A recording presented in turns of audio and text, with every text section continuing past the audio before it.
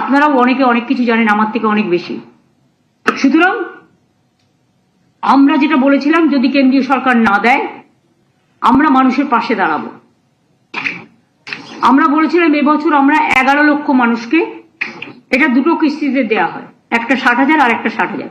60,000-এর কাজ হয়ে গেলে আবার 60,000 টাকা দেওয়া হয় প্রথম কিস্তির টাকাটা।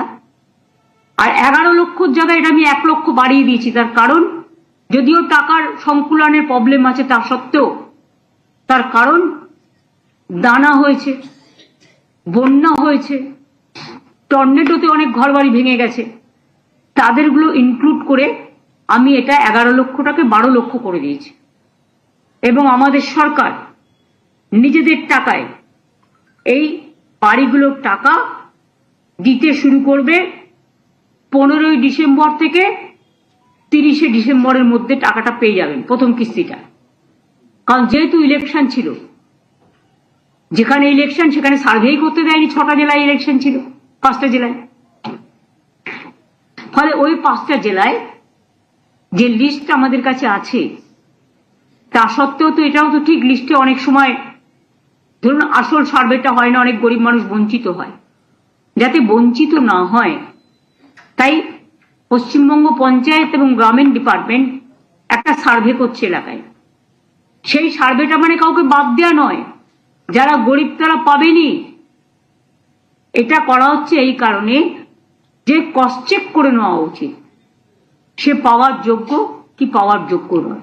যদি কেউ পাওয়ার যোগ্য হয় সেটা বঞ্চিত না হয়।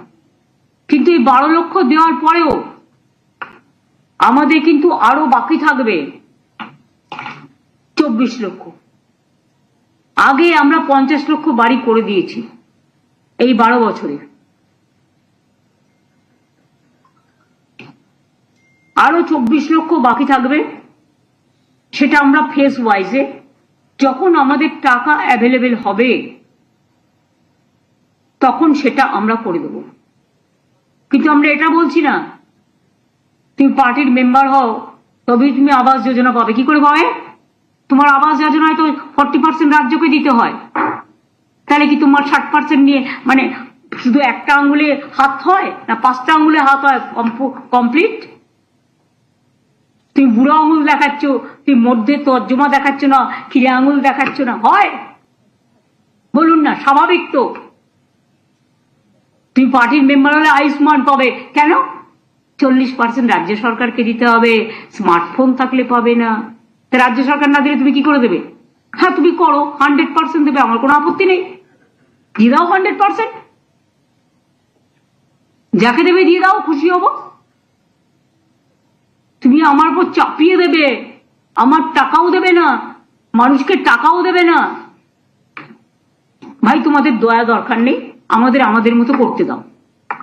মানুষের আশীর্বাদে যখন 50 লক্ষ আগে করতে পেরেছি, 12 লক্ষ দিচ্ছি আমরা ডিসেম্বর থেকে, আরো 24 লক্ষ যেটা বাকি থাকবে আমি 2-3 বছর টাইম হাতে নেব। সারা বাংলায় সব পাকা বাড়ি আমরা আস্তে আস্তে করে দেবো।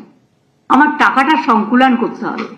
রিজার্ভ ব্যাংক তো আমার কাছে নেই যে ছাপিয়ে দেবো বা নোটবন্দি করে টাকা জোগাড় করব। টাকাটা রাজ্যের ট্রেজারিতে ইনকাম করে আনতে হবে।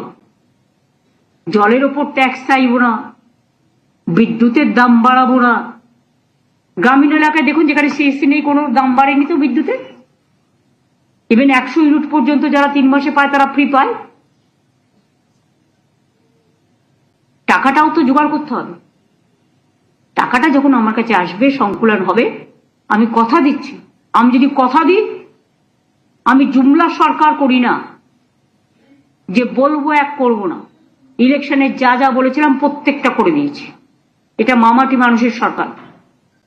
আমার সরকার আমার দলের কাছে দায়বদ্ধ নয়, দলকে ভালোবাসে। দলের স্লোগান মামাটি মানুষের সরকার, আমার সরকারেরও স্লোগান তাই।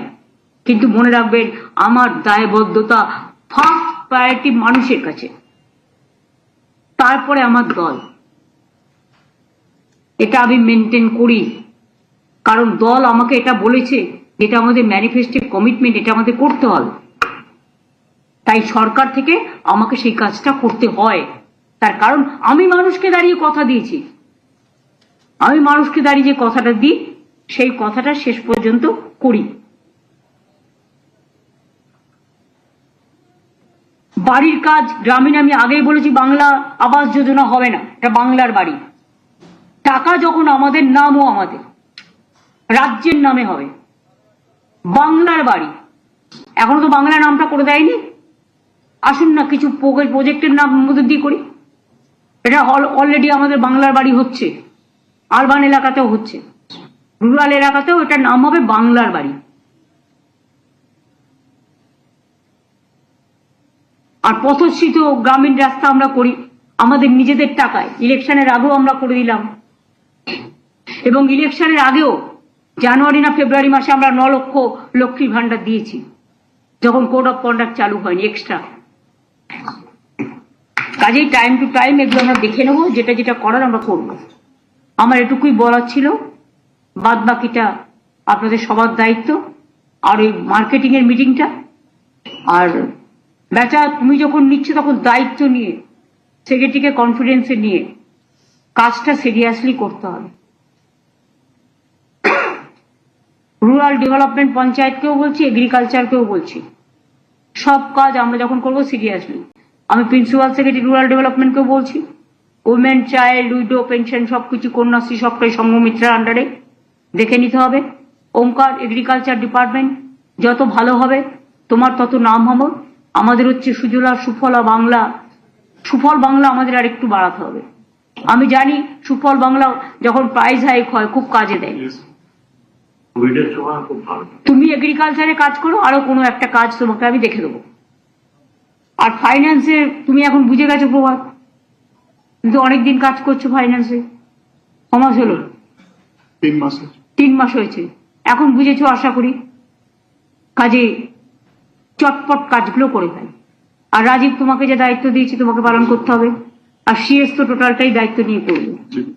আর যদি বলেন আমার দায়িত্ব, কিছু না হলে বকাঝকা করা, কখনো ভালোবেসে কাছে টেনে নেওয়া, কিন্তু মানুষের কাজটা আমি আমার মন্ত্রীদেরও বলি, সবসময় মানুষের কাজের দায়িত্ব নিয়ে মানুষের কাজটাকে প্রায়োরিটি দেওয়া উচিত।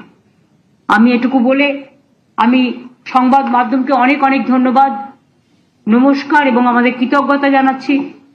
আপনারা এতক্ষণ আমাদের সময় দিয়েছেন, কিন্তু প্রত্যেকটাই পজিটিভ কাজ। আমি আশা করি মানুষের এই কাজগুলোকে আপনারা, আপনাদের হয়তো অনেক জায়গায় অনেক অ্যাডভার্টাইজমেন্ট থাকে, সুযোগ পান না, কিন্তু দয়া করে এইগুলো যদি একটু মানুষকে জানান আমরা উপকৃত হব। অনেক ধন্যবাদ।